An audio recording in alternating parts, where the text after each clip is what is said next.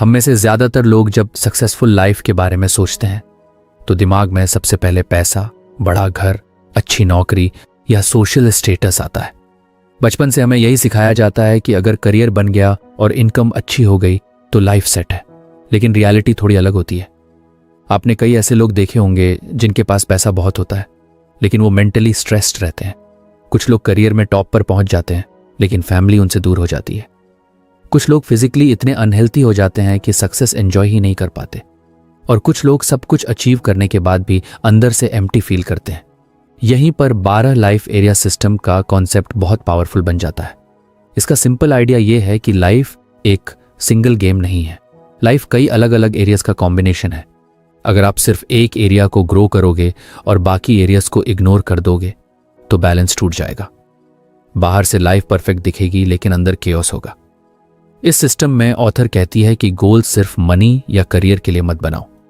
Life के 12 important areas होते हैं और हर एरिया को थोड़ा अटेंशन चाहिए, क्योंकि इंसान मशीन नहीं है। इंसान एक कंप्लीट इकोसिस्टम है। आपका body, mind, emotions, relationships, spirituality, energy, purpose सब कनेक्टेड है। अगर एक हिस्सा खराब होता है तो उसका असर बाकी चीजों पर भी पड़ता है। मान लो कोई इंसान फाइनेंशियली बहुत सक्सेसफुल है, उसके पास लग्जरी कार है, बिग हाउस है, एक्सपेंसिव लाइफस्टाइल है, लेकिन उसकी हेल्थ खराब है, उसे डायबिटीज है, स्ट्रेस है, स्लीप खराब है। अब टेक्निकली वो सक्सेसफुल दिखता है लेकिन क्या वो सच में हैप्पी है? शायद नहीं। दूसरी तरफ कोई इंसान फिजिकली फिट है लेकिन उसके रिलेशनशिप्स टूटे हुए हैं, अंदर लोनलीनेस है, फिर भी लाइफ इनकम्प्लीट लगेगी। यानी सक्सेस का मतलब सिर्फ एक चीज जीतना नहीं है। असली सक्सेस तब है जब लाइफ के अलग अलग एरियाज साथ में ग्रो करें। परफेक्ट होना जरूरी नहीं लेकिन कंप्लीटली नेग्लेक्टेड भी नहीं होना चाहिए। यह सिस्टम इसलिए भी पावरफुल है क्योंकि ये आपको ऑनेस्टली अपनी लाइफ देखने पर मजबूर करता है। नॉर्मली हम अपने स्ट्रॉन्ग एरिया पर फोकस करते हैं और वीक एरियाज इग्नोर कर देते हैं। अगर करियर अच्छा चल रहा है तो हम सोचते हैं लाइफ ठीक है, लेकिन शायद मेंटल हेल्थ खराब हो रही हो, शायद रिलेशनशिप्स वीक हो रहे हो, शायद पर्पस मिसिंग हो। 12 लाइफ एरियाज सिस्टम बेसिकली एक मिरर की तरह काम करता है। ये आपको दिखाता है कि आपकी लाइफ का कौन सा हिस्सा हेल्थी है और कौन सा हिस्सा अटेंशन मांग रहा है। इसमें पहला इंपॉर्टेंट एरिया हेल्थ होता है, क्योंकि अगर बॉडी हेल्थी नहीं है तो बाकी अचीवमेंट्स का मजा कम हो जाता है। आज बहुत लोग पैसा कमाने के चक्कर में अपनी स्लीप, फूड, एक्सरसाइज सैक्रिफाइस कर देते हैं। शुरुआत में लगता है कि अभी मेहनत कर लेते हैं, बाद में हेल्थ ठीक कर लेंगे, लेकिन बॉडी कोई मशीन नहीं है जिसे बाद में रिपेयर कर लिया जाए। लगातार स्ट्रेस, पुअर स्लीप और अनहेल्थी लाइफस्टाइल धीरे धीरे एनर्जी खत्म कर देते हैं। इंटरेस्टिंग बात यह है कि हेल्थ सिर्फ फिजिकल नहीं होती, मेंटल हेल्थ भी उतनी ही इंपॉर्टेंट है। अगर माइंड हमेशा एंग्शियस, ओवरथिंकिंग या इमोशनली एग्जॉस्टेड रहेगा तो फोकस, प्रोडक्टिविटी और हैप्पीनेस सब प्रभावित होंगे।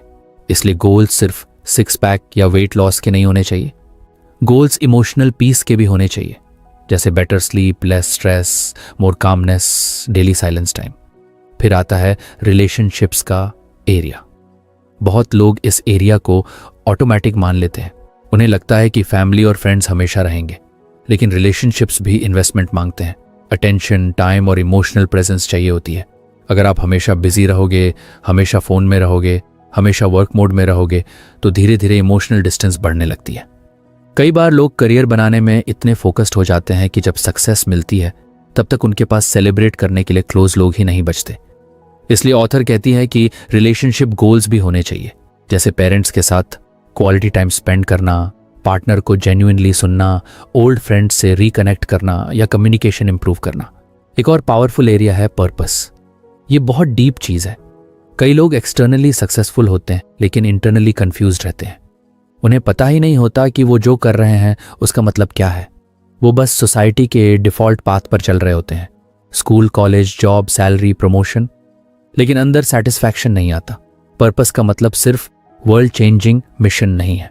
पर्पस का मतलब है ऐसा काम या लाइफस्टाइल जो आपको मीनिंगफुल फील कराए, जिसमें आपको लगे कि आप सिर्फ सर्वाइव नहीं कर रहे बल्कि जेन्युइनली लिव कर रहे हो। ऑथर ये भी कहती है कि फन और एंजॉयमेंट भी लाइफ का इंपॉर्टेंट एरिया है। ये पॉइंट बहुत लोग इग्नोर करते हैं। उन्हें लगता है कि सीरियस रहना ही मैच्योर होना है, लेकिन कंटिन्यूसली प्रेशर में जीने से इंसान इमोशनली ड्राई हो जाता है। लाइफ सिर्फ रिस्पॉन्सिबिलिटीज पूरी करने का नाम नहीं है। Fun, laughter, hobbies, travel, creativity, ये सब माइंड को रिचार्ज करते हैं। आज कई लोग इतने प्रोडक्टिविटी ऑब्सेस्ड हो चुके हैं कि गिल्ट के बिना रिलैक्स भी नहीं कर पाते। अगर वो मूवी देख लें या दोस्तों के साथ टाइम स्पेंड कर लें तो उन्हें लगता है कि टाइम वेस्ट हो गया, लेकिन रियलिटी में कंट्रोल्ड एंजॉयमेंट प्रोडक्टिविटी को बढ़ाता है। अगर आपको हमारी फ्री समरी अच्छी लगती है तो आप हमारे चैनल को सब्सक्राइब कर सकते हैं, हमारी मेंबरशिप खरीद सकते हैं या हमें यूपीआई के थ्रू सपोर्ट कर सकते हैं। अब समरी पर वापस चलते हैं। ह्यूमन ब्रेन को रिकवरी चाहिए होती है। फेथ या स्पिरिचुअलिटी का एरिया भी इसी सिस्टम का हिस्सा है।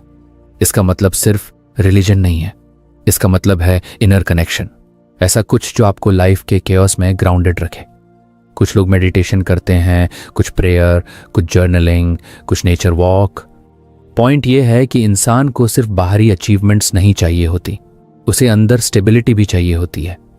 जब लाइफ में प्रॉब्लम्स आती हैं तब सिर्फ पैसा इमोशनल स्ट्रेंथ नहीं देता, अंदर की स्टेबिलिटी ज्यादा काम आती है। इसलिए स्पिरिचुअलिटी को इग्नोर करना लॉन्ग टर्म में एम्प्टीनेस क्रिएट कर सकता है। फाइनेंस ऑब्वियसली इंपॉर्टेंट एरिया है, लेकिन इंटरेस्टिंग बात यह है कि इस सिस्टम में फाइनेंस को होल लाइफ नहीं माना गया, उसे सिर्फ लाइफ का एक पार्ट माना गया है। यानी पैसा जरूरी है लेकिन पैसा ही सब कुछ नहीं है। कई लोग सोचते हैं कि बस फाइनेंशियली फ्री हो जाऊं फिर हैप्पी हो जाऊंगा, लेकिन रिसर्च और रियल लाइफ दोनों बताते हैं कि एक लेवल के बाद हैप्पीनेस सिर्फ इनकम से नहीं बढ़ती। अगर बाकी लाइफ एरियाज वीक हैं तो पैसा अकेले सेटिस्फैक्शन नहीं दे पाता। इस सिस्टम की सबसे पावरफुल बात यह है कि यह कंपैरिजन कम करता है। नॉर्मली हम सिर्फ करियर और मनी कंपेयर करते हैं, इसलिए हमेशा लगता है कि कोई हमसे आगे है। लेकिन जब आप लाइफ को मल्टीपल एरियाज में देखते हो तो पर्सपेक्टिव बदल जाता है। हो सकता है किसी के पास ज्यादा पैसा हो लेकिन आपकी हेल्थ बेहतर हो, किसी का बिजनेस बड़ा हो लेकिन आपकी फैमिली बॉन्ड स्ट्रॉन्गर हो, किसी की सोशल मीडिया फेम ज्यादा हो लेकिन आपका इनर पीस ज्यादा हो। तब सक्सेस की डेफिनेशन ब्रॉडर हो जाती है। यह सिस्टम परफेक्शन नहीं मांगता। इसका मतलब यह नहीं कि लाइफ के हर एरिया में 10/10 होना चाहिए, ऐसा प्रैक्टिकली पॉसिबल नहीं है। कभी करियर ज्यादा अटेंशन मांगेगा, कभी फैमिली, कभी हेल्थ, लेकिन अवेयरनेस जरूरी है। आपको पता होना चाहिए कि कौन सा एरिया लंबे समय से नेग्लेक्टेड है। इमेजिन करो लाइफ एक व्हील की तरह है, उस व्हील में 12 पार्ट्स हैं। अगर कुछ पार्ट्स बहुत वीक हैं तो पूरा व्हील स्मूथ नहीं चलेगा, चाहे एक एरिया कितना भी स्ट्रांग क्यों ना हो। यही रीजन है कि कई हाई अचीवर्स अंदर से अनहैप्पी रहते हैं, उनका व्हील बैलेंस नहीं होता। ऑथर एक और इंटरेस्टिंग चीज बताती है, लोग अक्सर गोल्स कॉपी करते हैं। सोसाइटी जो इंपॉर्टेंट बोलती है वही गोल्स बना लेते हैं, बिगर सैलरी, एक्सपेंसिव कार, मोर फॉलोअर्स, लेकिन वो खुद से ये नहीं पूछते कि क्या मुझे सच में यही चाहिए। 12 लाइफ एरिया सिस्टम आपको इंटेंशनल बनाता है। यह आपको सोचने पर मजबूर करता है कि आपकी आइडियल लाइफ कैसी दिखती है। सिर्फ दूसरों को इम्प्रेस करने वाली लाइफ नहीं, बल्कि जेन्युइनली फुलफिलिंग लाइफ। कई बार हम किसी एक गोल के पीछे इतने ऑब्सेस्ड हो जाते हैं कि पूरी आइडेंटिटी उसी से जोड़ लेते हैं। अगर वो गोल फेल हो गया तो पूरा कॉन्फिडेंस टूट जाता है। लेकिन जब लाइफ मल्टीपल मीनिंगफुल एरियाज में डिवाइडेड होती है तो इमोशनल स्टेबिलिटी बढ़ती है, क्योंकि आपकी पूरी सेल्फ वर्थ सिर्फ एक चीज पर डिपेंड नहीं करती। मान लो किसी का बिजनेस फेल हो गया, अगर उसकी पूरी आइडेंटिटी सिर्फ करियर पर बेस्ड थी तो वो मेंटली कोलैप्स कर सकता है। लेकिन अगर उसकी हेल्थ अच्छी है, रिलेशनशिप स्ट्रांग है, पर्पस क्लियर है, स्पिरिचुअलिटी स्टेबल है, तो रिकवरी ईजियर हो जाती है। ये सिस्टम लॉन्ग टर्म थिंकिंग भी सिखाता है। शॉर्ट टर्म एक्साइटमेंट और लॉन्ग टर्म फुलफिलमेंट अलग चीजें हैं। कई चीजें तुरंत डोपामिन देती हैं लेकिन फ्यूचर खराब करती हैं, जैसे unhealthy habits, toxic relationships, endless distraction. जबकि कुछ चीजें शुरुआत में डिफिकल्ट लगती हैं लेकिन फ्यूचर इंप्रूव करती हैं, जैसे exercise, deep work, honest communication, self reflection. जब आप लाइफ के अलग अलग एरियाज कॉन्शियसली देखते हो तो डिसीजंस भी स्मार्टर होने लगते हैं। आप सिर्फ आज क्या अच्छा लग रहा है उसके बेसिस पर डिसीजंस नहीं लेते। आप सोचते हो कि इसका इम्पैक्ट मेरी ओवरऑल लाइफ पर क्या होगा। आज सोशल मीडिया की वजह से लोग लाइफ को बहुत नैरो वे में देखने लगे हैं। सबको सिर्फ विजिबल सक्सेस दिखती है, कार्स, मनी, लग्जरी, लाइफस्टाइल, लेकिन कोई ये नहीं दिखाता कि उसके पीछे स्ट्रेस कितना है, लोनलीनेस कितनी है, हेल्थ कैसी है।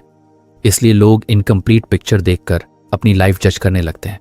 12 लाइफ एरिया सिस्टम इस इल्यूजन को तोड़ता है। ये रिमाइंड करता है कि real life Instagram highlight reel नहीं है। रियल सक्सेस वो है जिसमें आप मेंटली स्टेबल हो, फिजिकली एनर्जेटिक हो, इमोशनली कनेक्टेड हो और इंटरनली फुलफिल्ड फील करो।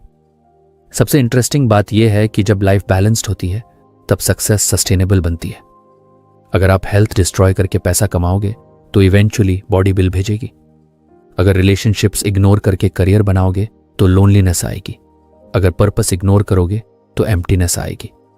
बैलेंस का मतलब इक्वल टाइम नहीं है, बैलेंस का मतलब कॉन्शियस अटेंशन है, यानी कोई भी इंपॉर्टेंट एरिया कंप्लीटली डेड ना हो।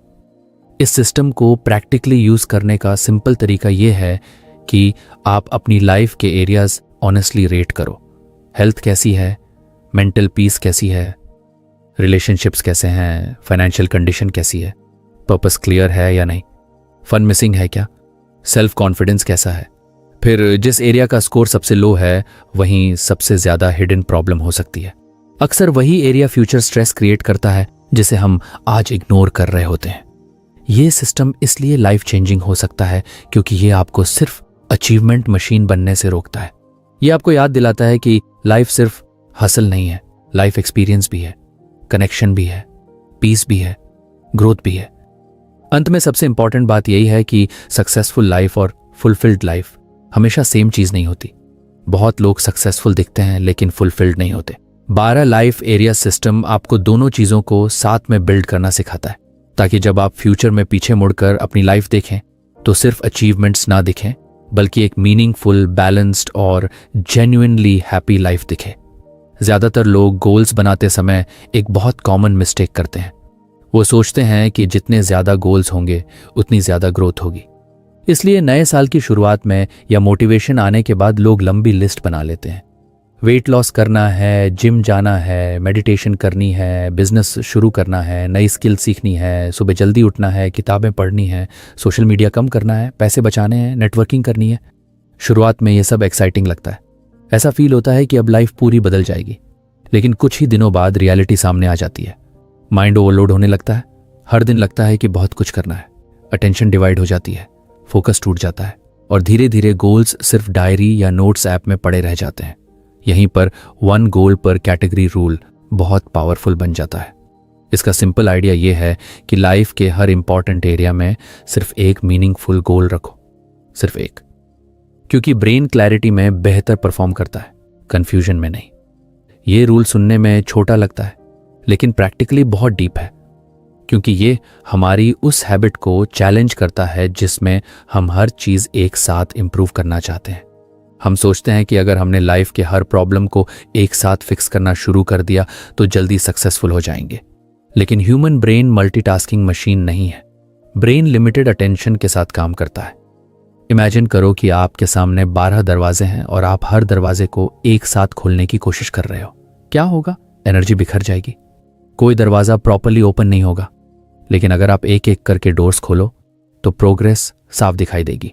यही इस रूल का कोर आइडिया है। लाइफ के अलग अलग कैटेगरीज हो सकते हैं, जैसे health, finance, relationships, mental health, career, spirituality, fun, learning. लेकिन हर कैटेगरी में सिर्फ एक मीनिंगफुल टारगेट होना चाहिए, क्योंकि जब ऑप्शंस कम होते हैं तो फोकस स्ट्रांग होता है। आज की दुनिया में बिगेस्ट प्रॉब्लम लेजीनेस नहीं है, बिगेस्ट प्रॉब्लम स्कैटर्ड अटेंशन है। लोगों के पास गोल्स बहुत हैं लेकिन डायरेक्शन क्लियर नहीं है। हर दिन वो कुछ नया शुरू करते हैं लेकिन कुछ भी डीप लेवल तक नहीं ले जाते। इसका एक साइकोलॉजिकल रीजन भी है। हमारा ब्रेन नए गोल्स बनाने में डोपामिन फील करता है, इसीलिए प्लानिंग एक्साइटिंग लगती है लेकिन एग्जीक्यूशन बोरिंग लगता है। इसलिए लोग कंटिन्यूअसली नए गोल्स ऐड करते रहते हैं। उन्हें लगता है कि प्रॉब्लम डिसिप्लिन की है जबकि असली प्रॉब्लम ओवरलोड की होती है। मान लो कोई इंसान हेल्थ कैटेगरी में 10 गोल्स बना लेता है। वेट लॉस करना है, मसल बिल्ड करनी है, शुगर बंद करनी है, रनिंग शुरू करनी है, योगा करनी है, 8 घंटे स्लीप लेनी है, मेडिटेशन करनी है, जंक फूड छोड़ना है। अब टेक्निकली ये सब अच्छे गोल्स हैं लेकिन प्रैक्टिकली ब्रेन कंफ्यूज हो जाएगा कि सबसे इंपॉर्टेंट क्या है। इसके बजाय अगर वही इंसान सिर्फ एक गोल चुने, जैसे हर दिन 45 मिनट वॉक करना, तो सक्सेस की प्रोबेबिलिटी बहुत बढ़ जाएगी, क्योंकि अब फोकस क्लियर है। ब्रेन को पता है कि प्राइमरी टारगेट क्या है। 1 गोल पर category rule basically mental noise कम करता है। जब आपके पास कम प्रायोरिटीज होती हैं तब डिसीजंस आसान हो जाते हैं, एनर्जी बचती है कंसिस्टेंसी बढ़ती है। इंटरेस्टिंग बात यह है कि एक मीनिंगफुल गोल कई दूसरी चीज़ों को इनडायरेक्टली इम्प्रूव कर देता है। जैसे अगर हेल्थ कैटेगरी में आपका सिर्फ एक गोल है रेगुलर एक्सरसाइज, तो उसके साथ स्लीप इम्प्रूव हो सकती है, कॉन्फिडेंस बढ़ सकता है, स्ट्रेस कम हो सकता है, डिसिप्लिन स्ट्रांग हो सकता है। यानी एक focused action multiple benefits create करता है। बुक एवरीथिंग टुगेदर इम्प्रूव करो अप्रोच को रिजेक्ट करती है, क्योंकि रियलिटी में साइमल्टेनियस ट्रांसफॉर्मेशन रेयरली सस्टेनेबल होती है। शुरुआत में मोटिवेशन हाई होता है, लेकिन ब्रेन ज्यादा प्रेशर लंबे समय तक हैंडल नहीं कर पाता। शॉर्ट स्टोरी समझो। एक लड़का था जिसका नाम आरव था। उसे लगता था कि उसकी लाइफ पूरी मैस है, इसलिए उसने डिसाइड किया कि वो एक ही महीने में खुद को पूरी तरह बदल देगा।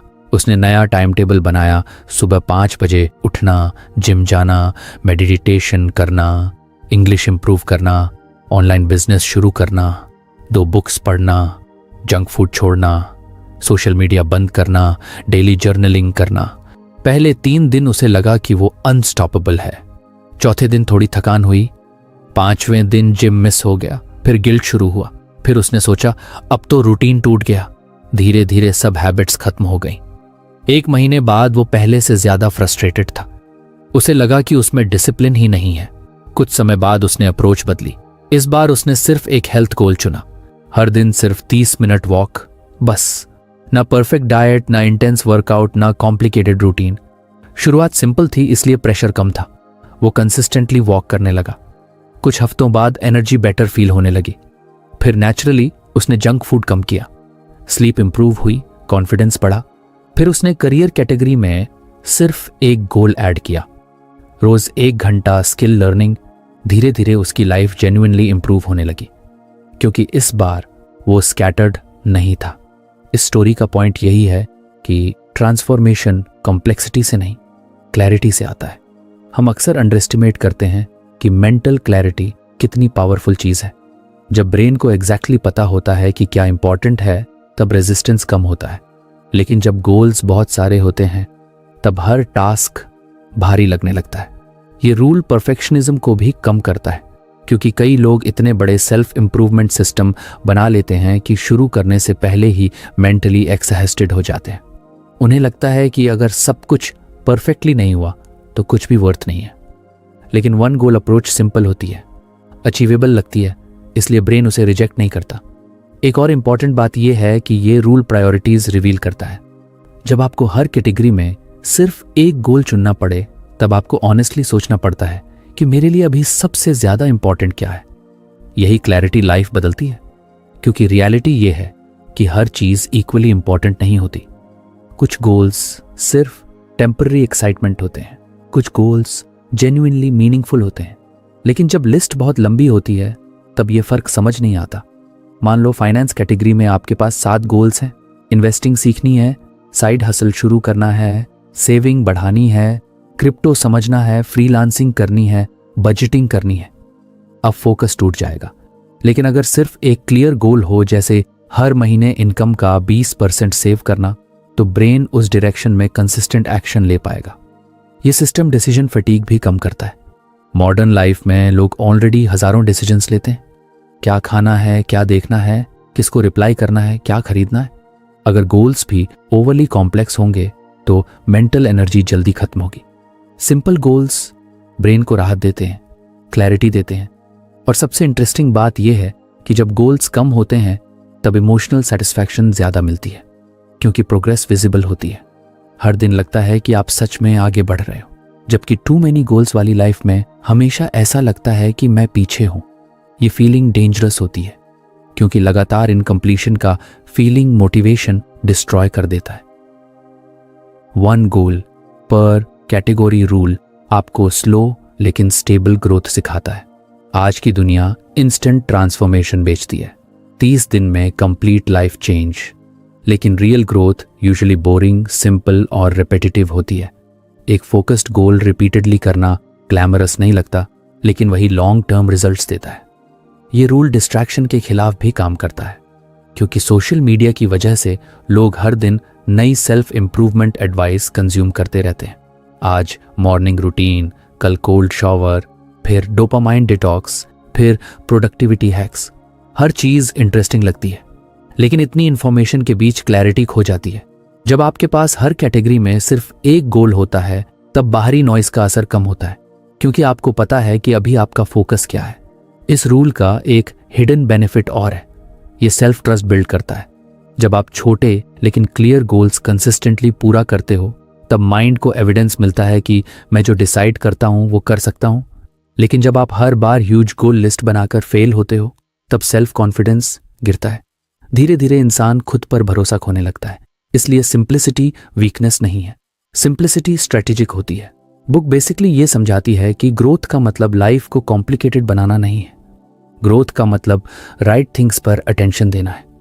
और सच कहें तो ज्यादातर लोगों की प्रॉब्लम लैक ऑफ नॉलेज नहीं है, उन्हें ऑलरेडी पता है कि क्या करना चाहिए। प्रॉब्लम यह है कि वो एक साथ बहुत कुछ करने की कोशिश करते हैं। अगर कोई इंसान सिर्फ हेल्थ इंप्रूव कर ले, या सिर्फ रिलेशनशिप्स बेटर कर ले, या सिर्फ मेंटल पीस इंप्रूव कर ले, तो उसकी पूरी लाइफ की क्वालिटी बदल सकती है। लेकिन लोग एक साथ सब कुछ चेस करते हैं, इसलिए कुछ भी डीप नहीं हो पाता। वन गोल पर कैटेगरी रूल आपको एसेंशियलिज्म सिखाता है, यानी अननेसेसरी चीजों को हटाकर सिर्फ मीनिंगफुल चीजों पर फोकस करना। ये रूल आपको ये भी सिखाता है कि हर सीजन का अपना फोकस होता है। हर समय हर चीज इक्वली इंपॉर्टेंट नहीं होगी। कभी हेल्थ प्रायोरिटी होगी, कभी करियर, कभी फैमिली। लेकिन हर कैटेगरी में एक क्लियर टारगेट रखने से लाइफ मैनेजेबल फील होती है। कई लोग ओवरवेल्म को एम्बिशन समझ लेते हैं। उन्हें लगता है कि अगर वो स्ट्रेस्ड और ओवरलोडेड है तो वो प्रोडक्टिव है। लेकिन ओवरलोडेड होना और इफेक्टिव होना अलग चीजें हैं। इफेक्टिव इंसान वो नहीं जिसके पास सबसे ज्यादा गोल्स हैं। इफेक्टिव इंसान वो है जो फ्यू इंपॉर्टेंट गोल्स पर कंसिस्टेंट एक्शन लेता है। अंत में इस पूरे कॉन्सेप्ट का सबसे पावरफुल लेसन यही है कि ह्यूमन ब्रेन डेप्थ में ग्रो करता है, विड्थ में नहीं। यानी अगर आप हर दिशा में थोड़ा थोड़ा भागोगे तो एनर्जी खत्म होगी, लेकिन अगर आप लिमिटेड मीनिंगफुल गोल्स पर फोकस्ड रहोगे तो रियल ट्रांसफॉर्मेशन होगा। लाइफ इंप्रूव करने का सीक्रेट शायद ज्यादा गोल्स नहीं, बल्कि कम लेकिन सही गोल्स हैं। बहुत सारे लोग पूरे दिन बिजी रहते हैं, लेकिन फिर भी उनकी लाइफ में कोई बड़ा चेंज नहीं आता। सुबह से रात तक काम चलता रहता है, emails, messages, meetings, planning, notes बनाना, वीडियोस देखना, रिसर्च करना, छोटे मोटे टास्क्स कंप्लीट करना। दिन खत्म होने पर थकान भी होती है, लेकिन अंदर एक अजीब फीलिंग भी होती है कि मैं इतना बिजी था, फिर भी एक्चुअल प्रोग्रेस कहाँ हुई। यहीं पर मूव द नीडल मेथड बहुत पावरफुल कॉन्सेप्ट बन जाता है। इसका सिंपल मतलब है कि हर काम इंपॉर्टेंट नहीं होता। कुछ एक्शंस ऐसे होते हैं जो सच में लाइफ को आगे बढ़ाते हैं, और बाकी सिर्फ फेक प्रोडक्टिविटी होती है। नीडल मूविंग एक्शंस वो एक्शंस होते हैं जो जेन्युइनली रिजल्ट्स क्रिएट करते हैं, यानी वो काम जिनसे एक्चुअल ग्रोथ होती है। बाकी बहुत सारे काम सिर्फ आपको बिजी फील कराते हैं, प्रोडक्टिव नहीं। ये डिफरेंस समझना आज की दुनिया में बहुत जरूरी हो गया है, क्योंकि मॉडर्न लाइफ में डिस्ट्रैक्शंस इतने ज्यादा हैं कि इंसान इजीली बिजी ट्रैप में फंस जाता है। उसे लगता है कि वो हार्ड वर्क कर रहा है, लेकिन रियलिटी में उसकी एनर्जी उन चीजों पर जा रही होती है जिनका इम्पैक्ट बहुत कम होता है। मान लो कोई इंसान ऑनलाइन बिजनेस शुरू करना चाहता है। अब वो पूरा दिन लोगो डिज़ाइन करने में, परफेक्ट नोटबुक खरीदने में, प्रोडक्टिविटी ऐप्स ट्राई करने में, मोटिवेशनल वीडियोस देखने में और एंडलेस प्लानिंग में निकाल देता है। उसे लगता है कि वो बिजनेस बिल्ड कर रहा है, लेकिन असली नीडल मूविंग एक्शन शायद सिर्फ एक चीज थी, डेली कस्टमर्स से बात करना या प्रोडक्ट सेल करना। लेकिन वो अनकंफर्टेबल एक्शन अवॉइड करके बाकी सेफ टास्क्स में बिजी रहा। यही फेक प्रोडक्टिविटी है। ह्यूमन ब्रेन नेचुरली ऐसे टास्क्स पसंद करता है जो आसान लगे, जल्दी कंप्लीट हो और स्ट्रेस कम दे। इसलिए लोग अक्सर इंपॉर्टेंट वर्क छोड़कर लो इम्पैक्ट वर्क करने लगते हैं, क्योंकि उससे इंस्टेंट सेटिस्फैक्शन मिलता है। जैसे रूम ऑर्गेनाइज करना आसान लगता है, लेकिन डिफिकल्ट फोन कॉल करना मुश्किल लगता है। नोट्स बनाना आसान लगता है, लेकिन एक्चुअल राइटिंग करना मुश्किल लगता है। प्लानिंग एक्साइटिंग लगती है, लेकिन एग्जीक्यूशन अनकंफर्टेबल लगता है। Move the needle method basically आपको ये पूछने पर मजबूर करता है कि मेरी लाइफ में सच में प्रोग्रेस किस चीज़ से आएगी। ये सवाल सिंपल लगता है, लेकिन बहुत डीप है, क्योंकि रियलिटी ये है कि हर एफर्ट इक्वल वैल्यू क्रिएट नहीं करता।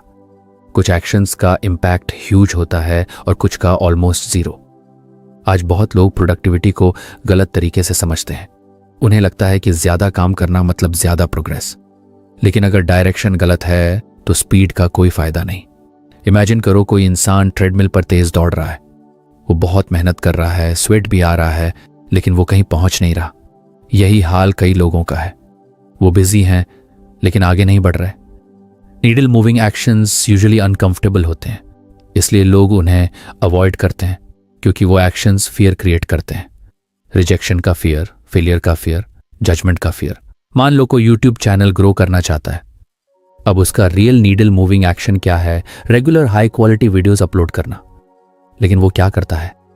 थंबनेल फॉन्ट्स पर आवर्स स्पेंड करता है, कैमरा रिव्यूज देखता रहता है, परफेक्ट इंट्रो सोचता रहता है, एनालिटिक्स ऑब्सेसिवली चेक करता रहता है। ये सब एक्टिविटीज यूजफुल हो सकती हैं, लेकिन अगर एक्चुअल कंटेंट पब्लिश नहीं हो रहा तो ग्रोथ नहीं होगी। यानी इंसान अक्सर सेकेंडरी वर्क में इतना खो जाता है कि प्राइमरी वर्क इग्नोर हो जाता है।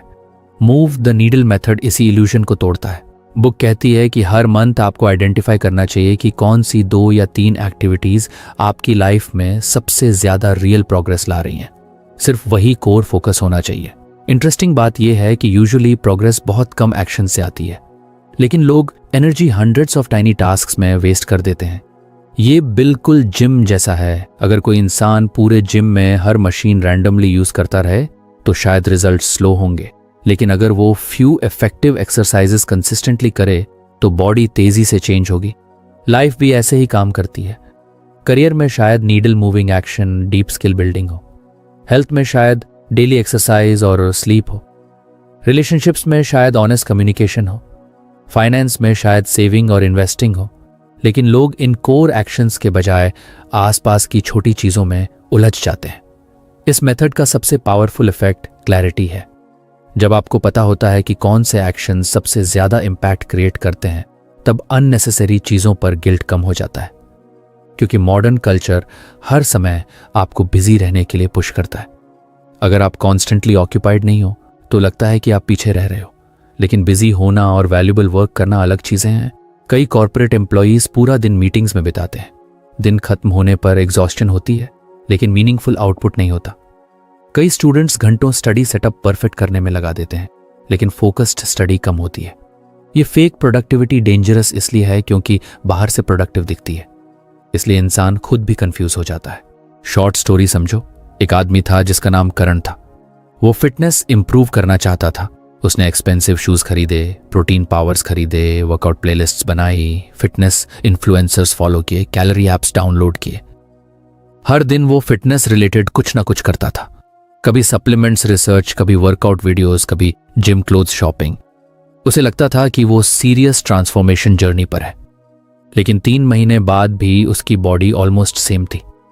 फिर एक दिन उसके ट्रेनर ने उससे सिर्फ एक सवाल पूछा, पिछले 90 दिनों में तुमने कितने डेज एक्चुअल वर्कआउट किया? करण चुप हो गया। उसे समझ आया कि वो फिटनेस के आसपास बिजी था, लेकिन फिटनेस पर काम नहीं कर रहा था। उस दिन के बाद उसने सिर्फ 2 नीडल मूविंग एक्शंस चुने, डेली 45 मिनट वर्कआउट और प्रॉपर स्लीप। बाकी अननेसेसरी चीजें इग्नोर कर दी। 6 महीने बाद उसकी बॉडी, कॉन्फिडेंस और एनर्जी पूरी तरह बदल चुकी थी। इस स्टोरी का पॉइंट सिंपल है, प्रोग्रेस इन्फॉर्मेशन से नहीं, एग्जीक्यूशन से आती है। मूव द नीडल मेथड आपको एक्शन हायरार्की समझाता है, यानी हर काम की वैल्यू सेम नहीं होती। कुछ काम मेंटेनेंस वर्क होते हैं, कुछ कंफर्ट वर्क होते हैं और कुछ ट्रांसफॉर्मेशन वर्क होते हैं। ट्रांसफॉर्मेशन वर्क वही होता है जो लॉन्ग टर्म रिजल्ट्स क्रिएट करता है, लेकिन प्रॉब्लम यह है कि ट्रांसफॉर्मेशन वर्क अक्सर मेंटली हार्ड होता है, इसलिए ब्रेन डिस्ट्रैक्शंस क्रिएट करता है। जब भी कोई इंपॉर्टेंट काम करना होता है, माइंड अचानक दूसरी अर्जेंट चीजें याद दिलाने लगता है। अचानक रूम क्लीन करना जरूरी लगने लगता है, अचानक सोशल मीडिया चेक करना जरूरी लगने लगता है। क्यों? क्योंकि ब्रेन डिस्कंफर्ट अवॉइड करना चाहता है। Needle moving actions usually deep focus मांगते हैं, पेशेंस मांगते हैं, इमोशनल रेजिस्टेंस फेस कराते हैं, इसीलिए बहुत कम लोग उन्हें कंसिस्टेंटली करते हैं। बुक ये भी समझाती है कि हर सीजन में नीडल मूविंग एक्शंस बदल सकते हैं। अगर आपकी हेल्थ खराब है तो शायद अभी सबसे इंपॉर्टेंट एक्शन एक्सरसाइज हो। अगर फाइनेंसेस अनस्टेबल हैं तो शायद स्किल लर्निंग और इनकम बिल्डिंग प्रायोरिटी हो। पॉइंट ये है कि हर समय सब कुछ इक्वल इंपॉर्टेंस नहीं रखता। इस मेथड का एक हिडन बेनिफिट और है, ये ओवरवेल्म कम करता है। जब आपके पास ह्यूज टू डू लिस्ट होती है तब एंग्जाइटी बढ़ती है, लेकिन जब आपको पता होता है कि अगर मैंने आज ये 2 इंपॉर्टेंट चीज़ें कर लीं तो डे सक्सेसफुल है, तब माइंड कामर रहता है। यही रीज़न है कि हाईली सक्सेसफुल लोग अक्सर सरप्राइजिंगली सिंपल रूटीन्स फॉलो करते हैं। वो हर चीज़ नहीं करते, वो राइट चीज़ें रिपीटेडली करते हैं। आज इंफॉर्मेशन ओवरलोड की वजह से लोग कॉन्स्टेंटली नए हैक्स खोजते रहते हैं, लेकिन ट्रूथ ये है कि सक्सेस रेयरली कॉम्प्लिकेटेड होती है। राइटर को लिखना पड़ता है, एथलीट को प्रैक्टिस करनी पड़ती है, बिजनेस ओनर को सेल्स करनी पड़ती है, स्टूडेंट को डीप स्टडी करनी पड़ती है। रियल प्रोग्रेस बोरिंग फंडामेंटल्स से आती है। लेकिन सोशल मीडिया ने लोगों को यह बिलीव करा दिया है कि सक्सेस सीक्रेट ट्रिक्स और हिडन हैक्स से आती है, इसलिए लोग कोर वर्क छोड़कर शॉर्टकट सर्च करते रहते हैं। मूव द नीडल मेथड आपको वापस बेसिक्स पर लाता है। यह मेथड टाइम मैनेजमेंट से ज्यादा अटेंशन मैनेजमेंट है, क्योंकि आपके पास टाइम लिमिटेड है। अगर अटेंशन रॉन्ग चीजों में चली गई तो दिन निकल जाएगा, लेकिन ग्रोथ नहीं होगी। एक और इम्पॉर्टेंट बात यह है कि नीडल मूविंग एक्शंस मेजरेबल होते हैं, उनका क्लियर इम्पैक्ट होता है। जैसे अगर आपका गोल कम्युनिकेशन इंप्रूव करना है तो एक्चुअल डिफिकल्ट कॉन्वर्सेशंस करना नीडल मूविंग एक्शन हो सकता है, सिर्फ कम्युनिकेशन बुक्स कलेक्ट करना नहीं। अगर गोल करियर ग्रोथ है तो शायद daily skill practice needle moving action है, सिर्फ मोटिवेशनल पॉडकास्ट सुनना नहीं। इस मेथड का मतलब ये नहीं कि बाकी सारे टास्क यूजलेस हैं, लेकिन उनका प्रायोरिटी लेवल अलग है। प्रॉब्लम तब होती है जब low impact work high impact work की जगह लेने लगता है।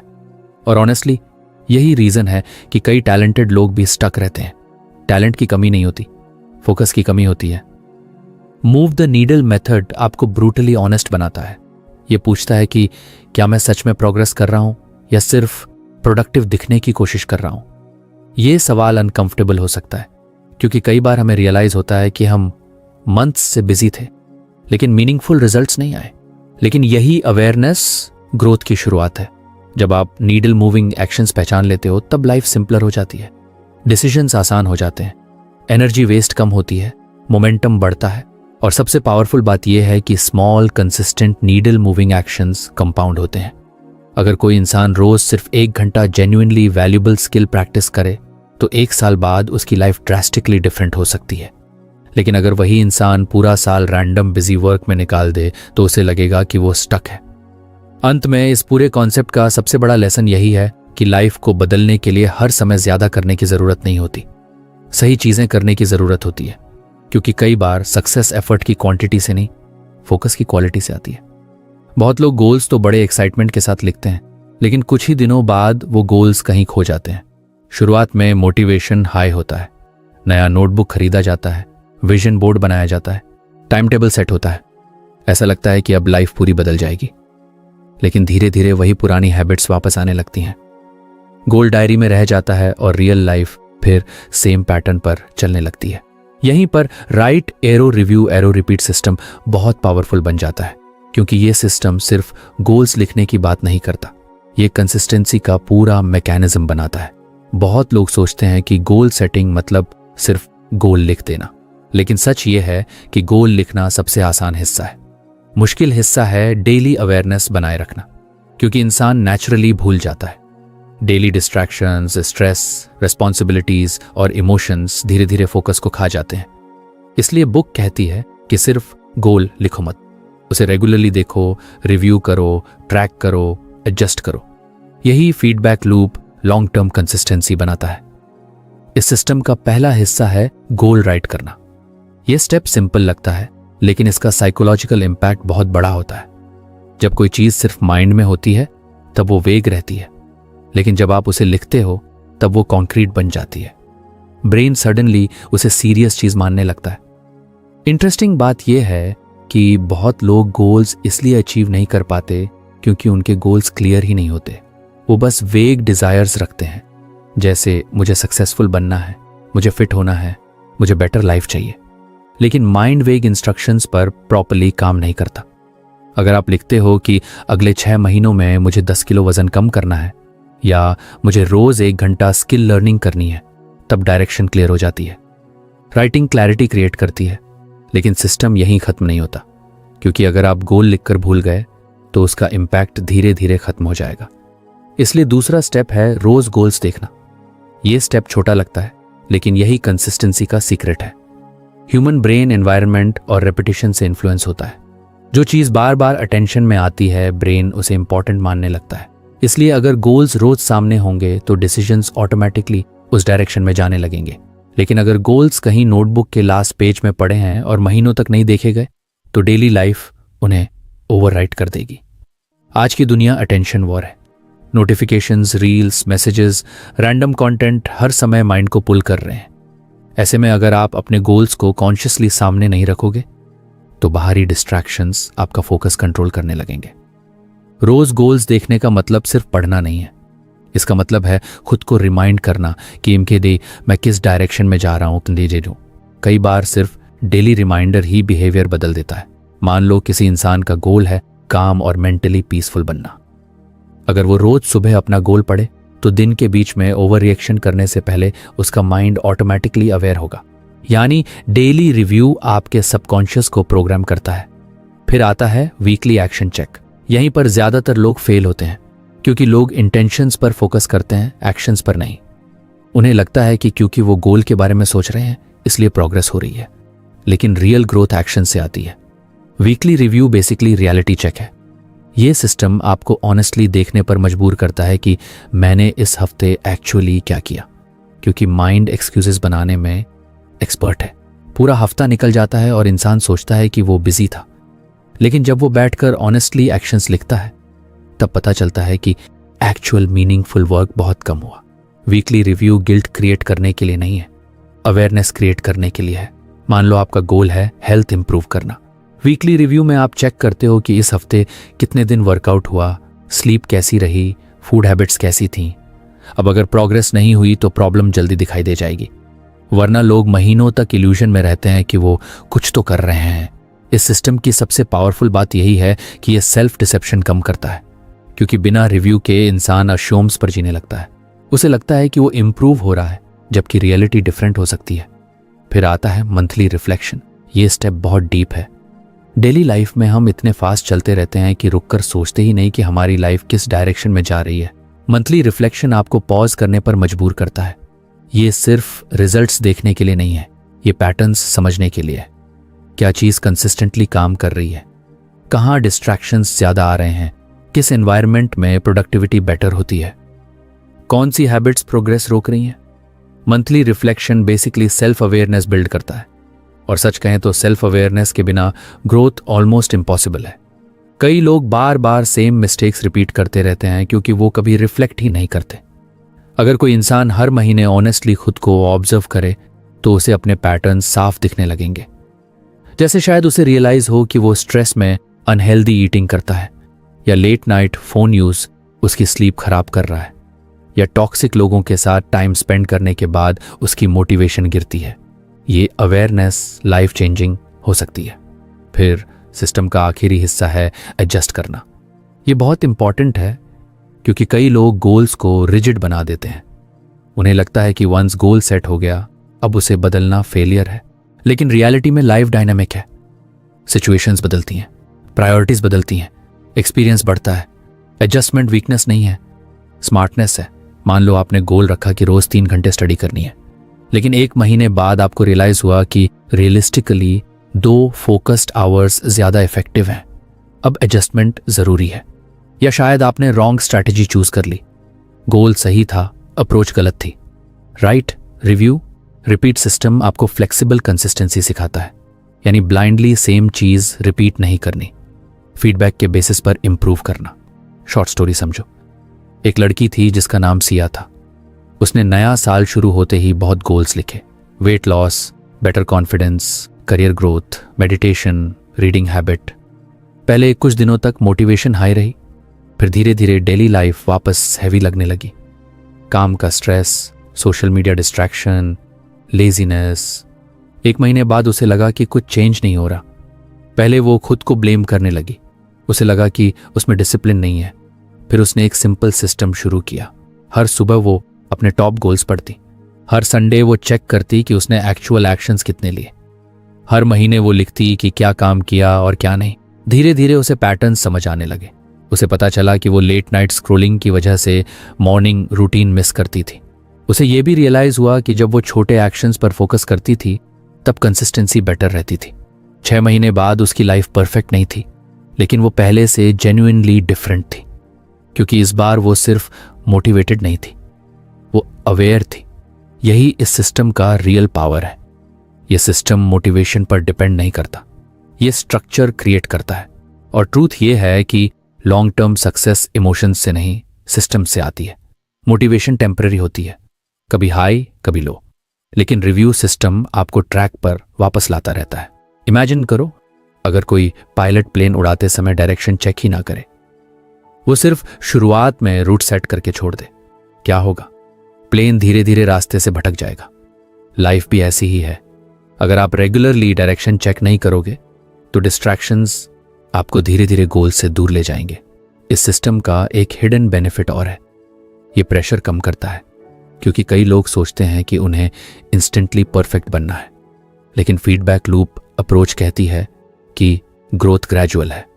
गलती होगी, रूटीन टूटेगा, बैड डेज आएंगे, लेकिन रिव्यू करने से आप जल्दी वापस ट्रैक पर आ जाओगे। यानी फेलियर परमानेंट नहीं बनता। आज बहुत लोग कंसिस्टेंसी को गलत समझते हैं।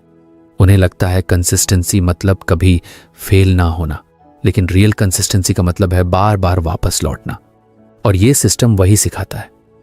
एक और इंटरेस्टिंग बात यह है कि राइटिंग और रिव्यू माइंड को इमोशनली स्टेबल भी बनाते हैं। जब थॉट्स सिर्फ दिमाग में घूमते रहते हैं तब कंफ्यूजन बढ़ता है, लेकिन जब आप चीज़ों को लिखते हो तब मेंटल क्लैरिटी आती है। जर्नलिंग और रिफ्लेक्शन इसलिए पावरफुल हैं क्योंकि वो हिडन इमोशंस और पैटर्न्स सरफेस पर ले आते हैं। कई बार इंसान को खुद भी नहीं पता होता कि वो एक्चुअली क्या फील कर रहा है, लेकिन राइटिंग उसे खुद से कनेक्ट कराती है।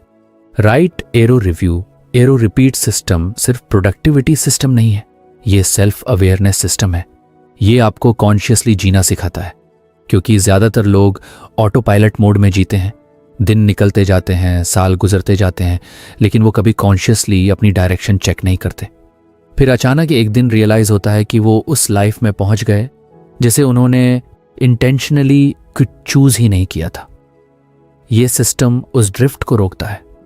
हर रिव्यू आपको वापस जगाता है, हर रिफ्लेक्शन आपको खुद से रिकनेक्ट कराता है, हर एडजस्टमेंट आपको स्मार्टर बनाता है, और धीरे धीरे छोटी कंसिस्टेंट इंप्रूवमेंट्स मिलकर ह्यूज ट्रांसफॉर्मेशन क्रिएट करती हैं।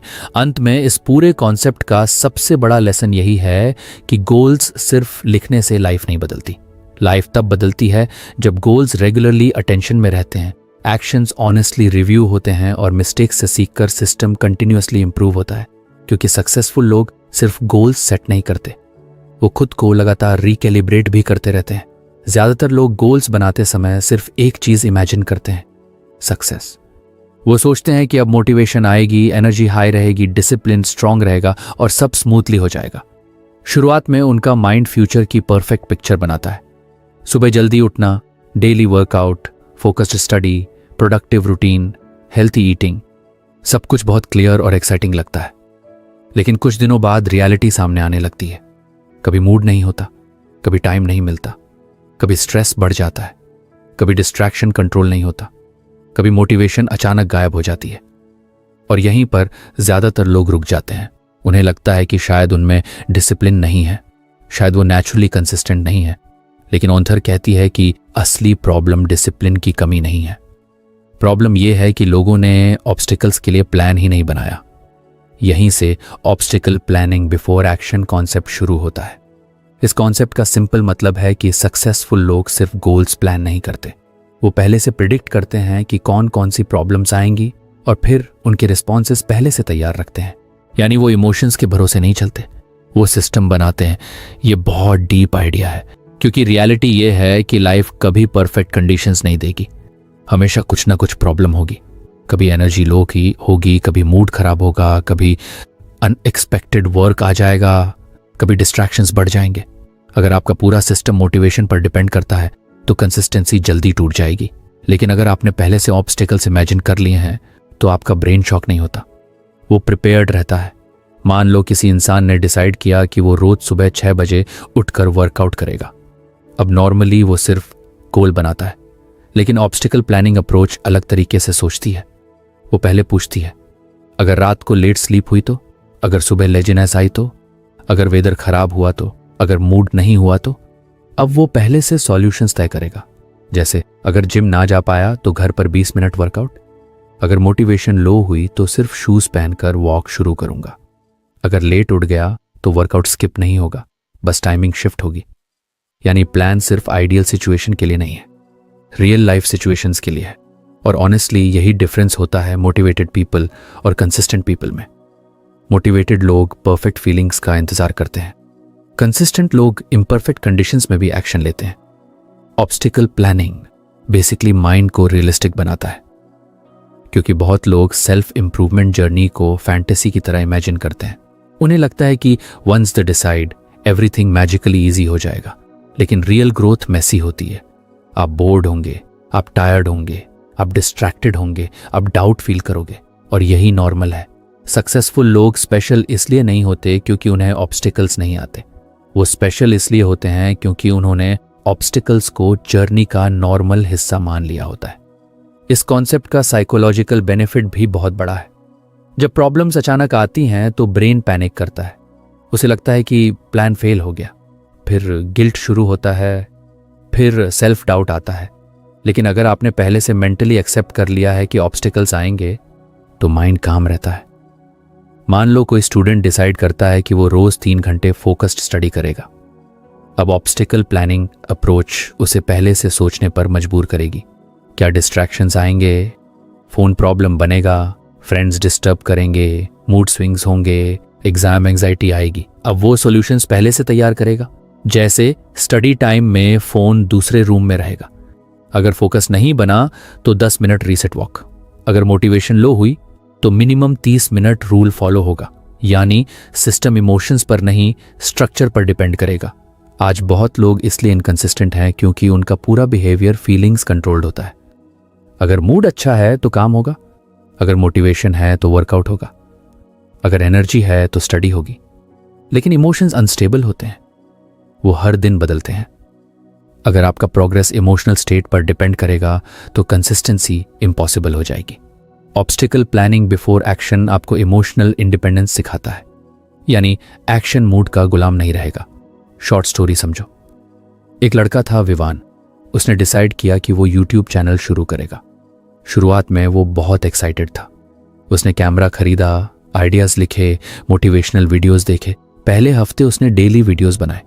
फिर प्रॉब्लम्स शुरू हुई, कुछ वीडियोस पर व्यूज नहीं आए, कुछ लोगों ने मजाक उड़ाया, कभी एडिटिंग बोरिंग लगने लगी, कभी उसे लगा कि वो इनफ गुड नहीं है। धीरे धीरे उसका मोटिवेशन गिर गया, उसने अपलोड करना बंद कर दिया।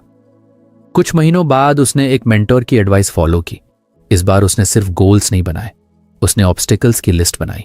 अगर व्यूज कम आए तो, अगर क्रिटिसिज्म मिला तो, अगर लेजीनेस आई तो, अगर परफेक्शनिज्म आया तो। फिर उसने पहले से रिस्पॉन्सेस तय किए। व्यूज कम आएंगे तो भी 90 डेज तक कंसिस्टेंसी नहीं टूटेगी। क्रिटिसिज्म को पर्सनल अटैक नहीं माना जाएगा। परफेक्शन के बजाय पब्लिशिंग प्रायोरिटी होगी। लो मोटिवेशन वाले डेज में शॉर्ट वीडियोस अपलोड होंगे। धीरे धीरे उसका चैनल ग्रो होने लगा। क्यों? क्योंकि इस बार उसका सिस्टम इमोशंस पर नहीं चल रहा था। यही इस कॉन्सेप्ट का कोर है। ऑब्स्टिकल प्लानिंग आपके फ्यूचर वीक मोमेंट्स के लिए प्रोटेक्शन बनाता है। इंटरेस्टिंग बात यह है कि हमारा ब्रेन नेचुरली कंफर्ट सीख करता है। जब डिफिकल्ट सिचुएशन आती है तो वो एक्सक्यूजेस बनाना शुरू कर देता है। आज मूड नहीं है, कल से प्रॉपर्ली शुरू करेंगे, अभी सही टाइम नहीं है। अगर रिस्पॉन्स प्लान पहले से रेडी नहीं होगा तो ब्रेन टेम्पररी इमोशंस के हिसाब से डिसीजंस लेने लगेगा। लेकिन अगर आपने पहले से डिसाइड कर लिया है कि डिफिकल्ट सिचुएशंस में क्या करना है तो रेजिस्टेंस कम हो जाता है। इस कॉन्सेप्ट को कई लोग इंप्लीमेंटेशन इंटेंशंस भी कहते हैं, यानी अगर ये प्रॉब्लम आएगी तो मैं ये रिस्पॉन्स दूंगा। ये अप्रोच सरप्राइजिंगली इफेक्टिव है क्योंकि ह्यूमन बिहेवियर बहुत प्रिडिक्टेबल होता है।